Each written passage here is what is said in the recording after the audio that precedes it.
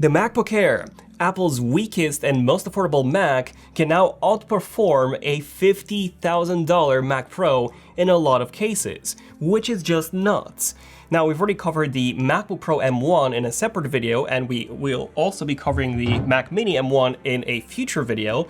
And in this one, it is all about the MacBook Air. So get ready for a ton of benchmarks, real-world usage, gaming, thermals, and a ton of performance testing. So get your snacks ready, sit back, relax, and enjoy the comparison between the Intel MacBook Air and the M1 MacBook Air. Right, so first things first, what we have here is the baseline 2020 13-inch Intel MacBook Air with a dual-core Intel i3 processor, 8GB of RAM, as well as the high-end 2020 M1 MacBook Air with 16GB of RAM. Why are we not comparing the low-end Airs, you might ask? Well, that's because I accidentally bought the high-end MacBook Air, to be honest. But we do have the benchmarks from the Mac Mini as well. Some of them are already ready, which has 8GB of RAM, which has actually performed very similar to the MacBook Air when it came to the CPU, so we will be showing that in some tests in this video too. Now, when you take a look at these two laptops, the Intel and the M1 MacBook Air, they look both identical really, aside from a dedicated region and emoji key on the keyboard, and some modified function keys which now include Do Not Disturb, Spotlight, and dictation. Another difference is that we do not have a fan anymore inside the M1 MacBook Air, as it is fully fanless now and therefore perfectly quiet, while also providing up to 18 hours of battery life compared to 12 hours on the Intel MacBook Air. Okay, so now let's see how these two actually perform. So when booting up from cold, the Intel MacBook Air took 14 seconds to boot, while the M1, interesting enough, actually took longer at 19 seconds. However, when it came to waking up from sleep, the Intel Air took 1.2 seconds, while the M1 Air only took 0.5 seconds. And this is something that you'll immediately notice in your everyday use, just how fast the M1 MacBook Air wakes up. We then ran Geekbench 5, which was running natively on the M1 as well as on the Intel MacBook Air, and in terms of the single-core performance, the Intel model scored 1,024 points, whereas the M1 scored 1,711 points, so that was 67% faster. And in terms of the multi-core performance, the difference was even more striking, with the Intel model scoring 2,021 points, while the M1 scored 7,432 points, so that was 267% faster. Like, we've never had this much of a performance improvement from one model to another ever. And you'll see this difference more when we get to the real world usage. But before that, we also wanted to run Cinebench, which stresses out the CPU continuously rather than performing small CPU spikes like Geekbench does. And here in Cinebench, the Intel model scored 1,777 points, while the M1 got 6,951. A 291% improvement. Not only that, but while the Intel MacBook Air was spinning its single fan like crazy and making a lot of noise, the M1 MacBook Air was completely silent, as it doesn't even have a fan. Yeah, just listen for yourself. It's just magic.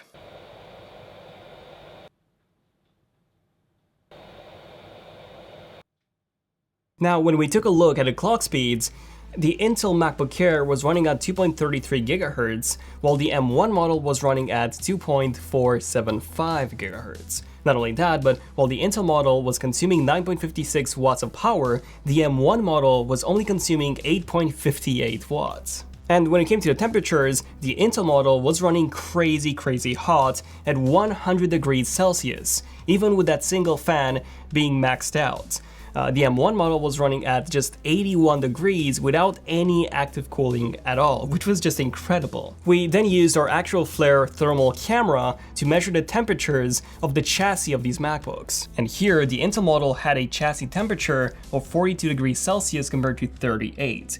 Now, that might not seem like a big difference, but you keep in mind that the Intel model had a fan, whereas the M1 model did not, except for me, of course. So it was all cooled passively. Now, both of these laptops were at 100% battery life when we started these tests, and the Intel Air was now at 92%, while the M1 was at 99%, only dropping 1%. So not only did we have much faster performance, but we also had a much better battery life. Next up, we opened up Lightroom to test out how these machines would handle image processing. And we imported 228 raw photos, which included .tiff and .dng files up to 50 megapixels in size from different cameras.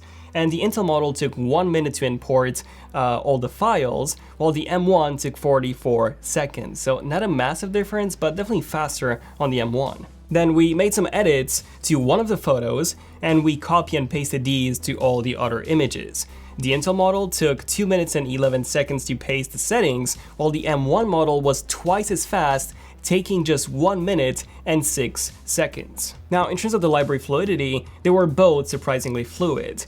The Intel model stuttered only a tiny bit at first, and at the very last images, which took a bit longer to load when compared to the M1. Now, just as a quick side note here, what if there was a better way to get a smartphone? And there is, with Raylo, our sponsor for this video. Raylo lets you get the latest and greatest phones each year without actually buying them. So how on earth does it actually work? Well, with Raylo, you don't have to buy the phones, you lease them instead. There is zero upfront cost, and you can lease an iPhone 12 Pro with 128 gigabytes of storage for just £47.99 a month over a period of 12 months. So that is only £575, half of what an iPhone 12 Pro would actually cost you. Plus, all phones from Raylo come with a 24-month warranty. Not only that, but once your lease term ends, you can actually upgrade to a brand new smartphone for free. And you see, leasing is the most sustainable way to get a phone. Whether it's new or refurbished, all Raylo phones have longer lives, they get used by more people, and they never end up in a landfill. So if you're the kind of person who always wants to have the latest and greatest smartphone, then Raylo is for you. And not only that, but as you can probably tell, Raylo ships all smartphones in this custom Raylo box, which contains a thank you card, a user manual, a free screen protector, a free case for your phone, as well as the phone box itself wrapped in its original plastic wrap. And the case is actually made out of plants instead of plastic. Yes, plants. So this is an organic case, which means that it is fully recyclable, and the same applies to the screen protector. And Raylo also offers next day delivery, so you can immediately get your hands on your new smartphone. So yeah, if you want to get a new phone every single year and actually pay less for it, then check out Raylo by going to join.raylo.com/ZOT.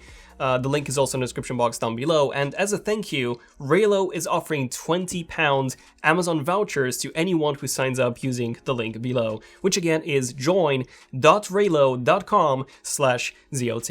We then launched a selection of macOS apps just to see how quick both of these laptops would actually open them.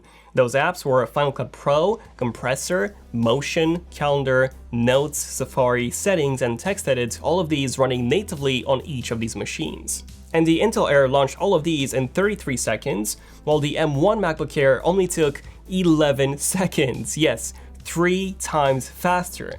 And this will definitely add up over time in the course of a year. It might even save you a few hours just from opening apps. We then did a disk speed test using Blackmagic SAP, and in terms of the write speed, the Intel model got 969 megabytes per second, while the M1 model got 3,086 megabytes per second, a 218% improvement. And when it came to the read speeds, the Intel model scored 1,200 megabytes per second, while the M1 model scored 2,720 megabytes per second, a 126% improvement. So there we go, this is the main reason why the apps opened 3 times faster on the M1 model of the MacBook Air. So benchmarks are cool, but what about some actual real-world usage? Well, here we have our iPhone 12 Pro camera comparison project, which you can watch right here, but this is literally the entire project, the entire 33-minute timeline with extremely in-depth comparisons in it, and this was, like I said, a very demanding project. And not only do we have 4 picture-in-picture 4K 60 clips, but we also had a 5th clip with me in it, including color grading on that clip, titles, and effects. Like, this was really our most demanding timeline ever, and we exported this in H.264 straight from Final Cut, and the Intel model, believe it or not, took 12 hours, not minutes, 12 hours and 8 minutes to export this. This might seem unreal, but no, we actually ran this a few times to check if it was all good, and it was. And just as a fun fact, my 2020 10th gen Intel MacBook Pro quad-core, so that's the highest-end model, that one took 4 hours and 30 minutes to export the same project. So even that took ages, just not as long as the MacBook Air, the Intel one. Because as you can probably tell, the M1 MacBook Air took less, and it was actually considerably less. It only took 49 minutes compared to over 12 hours.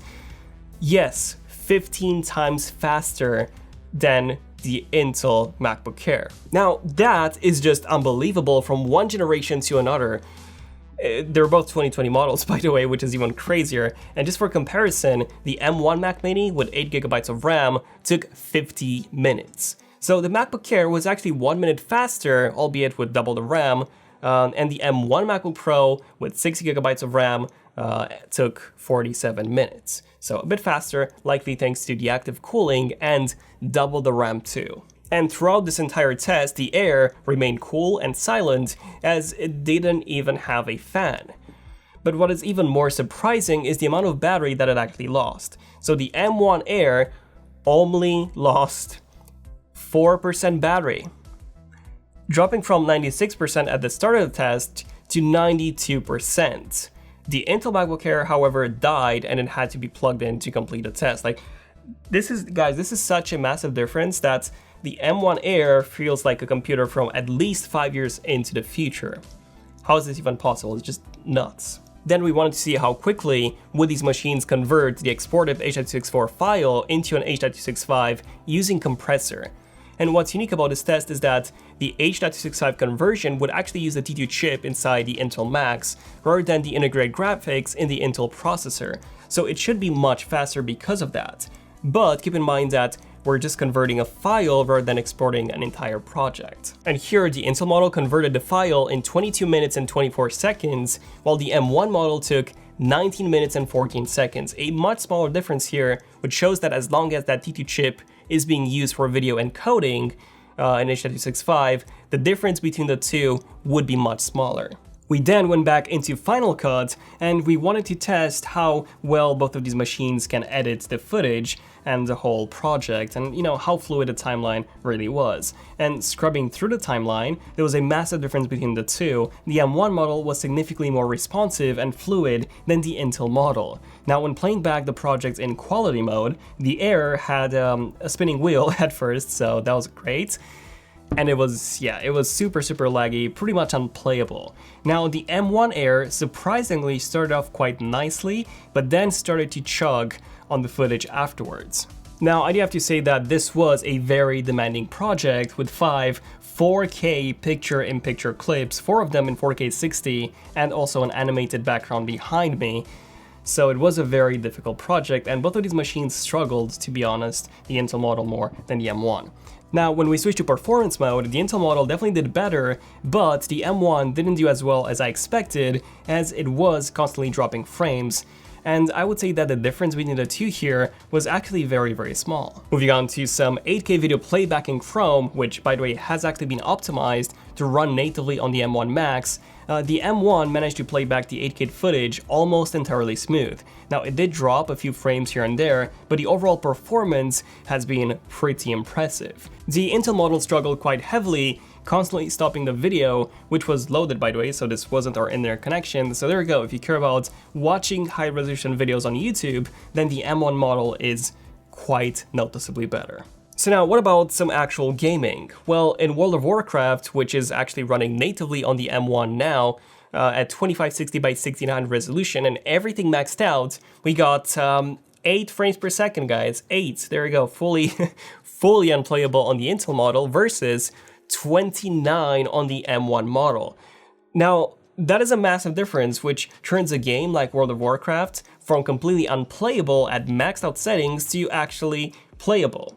And then of course that you can easily turn down some of the settings and get a constant 60 FPS experience or even higher. We then ran some GPU benchmarks with GFXBench's Manhattan test, which was running natively on both of these machines. And here, the Intel MacBook Air got 23 frames per second, while the M1 got 60 frames per second. Almost 3 times higher. So as long as you're running a natively supported app, you can get up to 3 times better GPU performance from the M1 MacBook Air. However, the GPU can also be used in the background for things such as exporting videos or by different programs. So next up, we ran the same GFXBench Manhattan test, but this time we ran it off screen. So this means that the display resolution would not be affecting the results at all. And here the Intel model got 30 frames per second now, while the M1 got 131, 4.3 times faster. So there you go, when it comes to the GPU performance, expect anywhere between 3 to 4.3 times faster performance depending on the app that you're using. So in the end, the M1 MacBook Air performed incredibly well, beating the Intel model by a factor of 3 to 4x. Or even up to 15x when it came to video exporting, which again is just incredible, and it seems like it's magic, but it's actually not. And not only that, but it did all of this while consuming significantly less power, as the battery life was significantly longer, and it was also much cooler, and it was also perfectly silent, as it did not have a fan at all. And when compared to the MacBook Pro M1 and the Mac Mini M1, the MacBook Air actually performed very, very similarly, to the point where the only major advantage of getting a MacBook Pro would honestly just be that touch bar. Now, of course, there are a few other advantages too, smaller ones, which we will be covering in a side-by-side video, so definitely stay tuned for a MacBook Pro versus a MacBook Air in-depth comparison very soon, testing out everything from the speakers, microphones, even more benchmarks, of course. Check out the previous MacBook Pro performance review, benchmarks, gaming, battery life, everything here if you haven't seen that. And again, stay tuned for the Mac Mini M1 coverage, which is also coming very, very soon. This is in the works, we only have a few benchmarks left, but there we go. Other than that, this has been pretty much it for this video, so thank you all for watching. Don't forget to subscribe, hit the bell icon if you want to see more videos like this one, more in-depth videos and performance testing. Become a member if you want to support a channel, and yeah, this has been pretty much it. So thank you for watching. This has been ZONEofTECH. I'm Daniel, and I'll see you guys in the next one. ZONEofTECH signing out. Cheers.